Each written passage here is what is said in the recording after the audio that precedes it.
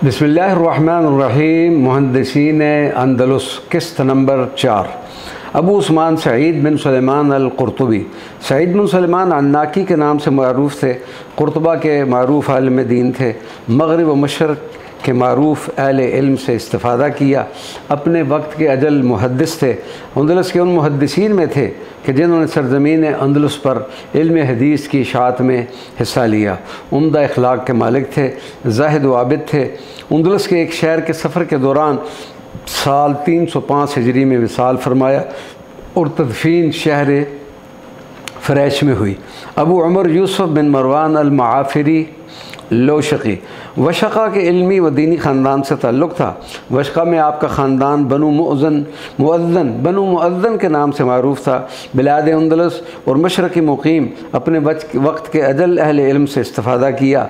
आपने दीनी इल्म की तरवीज व तालीम के लिए मस्जिद को मरकज़ बनाया, जहाँ अफराद खाना मुअज़्ज़न के फ़राइज़ सर अंजाम देते थे। वशक़ा का मरूफ़ दीनी घराना था जो इन्फ़ाक़ फ़ी सबीलिल्लाह में बड़े फ़राग़ दिल थे।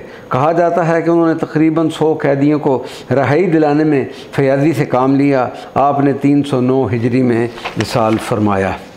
अबुल क़ासिम साबित बिन हज़म अस-सरक़सती।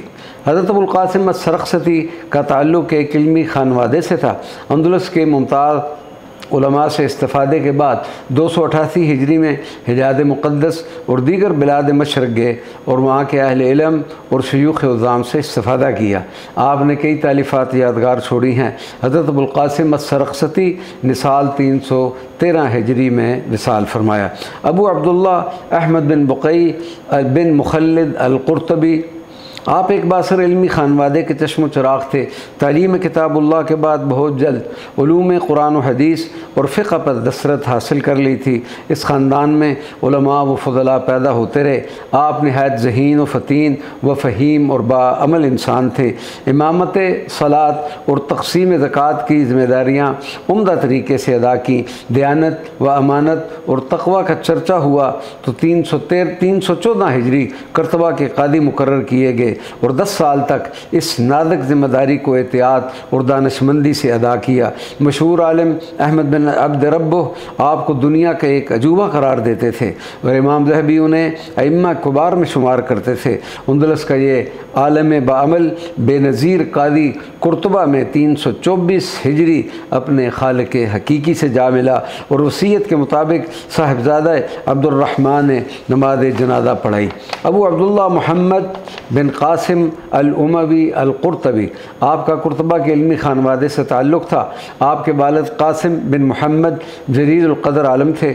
आपने इल्म की तहसील का आगाज़ अपने वालिद से किया और फिर करतबा और अंदलुस के दीगर शहरों के शयूख़ से भी इस्तिफ़ादा किया। बिलाद मशरक़ का सफ़र इख्तियार किया और 4 साल क़याम के दौरान तकरीबन 150 शयूख़ से अख़ज़ व इस्तिफ़ादा किया और फिर अंदलुस के शायक़ीन ने इल्म को मुस्तफ़ीद किया। मोहम्मद बिन क़ासिम अंदलुस के मुमताज़ सिक़ा मुहद्दिस और माहिर फ़क़ीह थे।